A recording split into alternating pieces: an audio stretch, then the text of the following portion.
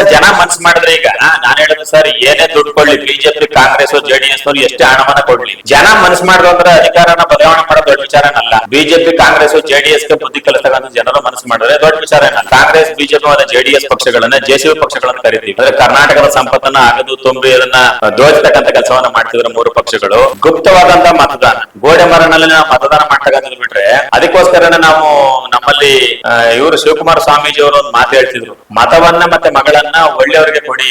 ಸರ್ಕಾರದ 27 ಇಲಾಖೆಗಳಂತ ಕರಿತೀವಿ, ಪ್ರತಿಯೊಂದು ಇಲಾಖೆಗಳಲ್ಲೂ ಸಹ ಭ್ರಷ್ಟಾಚಾರ ತುಂಬಿ ತುಳುಕ್ತಾ ಇದೆ, ತಾಂಡವಾಡ್ತಕ್ಕಂಥ ನೋಡಿದ್ದೇವೆ. ಯಾವುದೋ ಕ್ಷೇತ್ರ ಭ್ರಷ್ಟಾಚಾರ ಮುಕ್ತವಾದಂತಹ ಕ್ಷೇತ್ರ ಯಾವುದೂ ಇಲ್ಲದೆ ಪ್ರೆಸೆಂಟ್ ಕಾಣ್ತಾ ಇಲ್ಲ. ಜೆಡಿಎಸ್ ನವರು ತಗೊಳ್ತಕ್ಕಂಥದ್ದು 25, 30, 45 ಸೀಟ್ ತಗೊಳ್ತಕ್ಕಂಥದ್ದು ಮಾಡ್ತಾರೆ. ಅಧಿಕಾರಿಗಳು ಬೇಕು ಅಂದಾಗ ಕಾಂಗ್ರೆಸ್ ಜೊತೆಗೂ ಸಹ ಹೋಗ್ತಕ್ಕಂಥದ್ದು ರೆಡಿ ಇರ್ತಾರೆ, ಬಿಜೆಪಿ ಜೊತೆಗೂ ಹೋಗಿ ಯಾರು ಅಧಿಕಾರಿಗಳನ್ನ ಕೊಡ್ತಾರೆ ಅವ್ರು ಹೋಗ್ತಕ್ಕಂಥದ್ದಕ್ಕೆ ರೆಡಿ ಇರ್ತಾರೆ. ಹಾಗಾಗಿ ಈಗ ಮೊನ್ನೆ ಹಿಂದೆ ಕಾಂಗ್ರೆಸ್ ಜೊತೆ 2018-19 ಕಾಂಗ್ರೆಸ್ ಜೊತೆ ಕೈ ಜೋಡಿಸ್ತಕ್ಕಂಥ ಜೆಡಿಎಸ್ ಈಗ ಮೊನ್ನೆ ಬಿಜೆಪಿ ಜೊತೆ ಕೈ ಜೋಡಿಸ್ತಕ್ಕಂಥದ್ದು ಮಾಡಿದಿಲ್ವಾ ಈಗ. ಹಾಗಾಗಿ ಅಧಿಕಾರಕ್ಕೋಸ್ಕರವಾಗಿ ಇವ್ರು ಏನ್ ಬೇಕಾದ್ರೂ ಮಾಡ್ತಕ್ಕಂಥದ್ದನ್ನ ಮಾಡ್ತಾರೆ. ಹಾಗಾಗಿ ಸಮಯ ಸಾಲ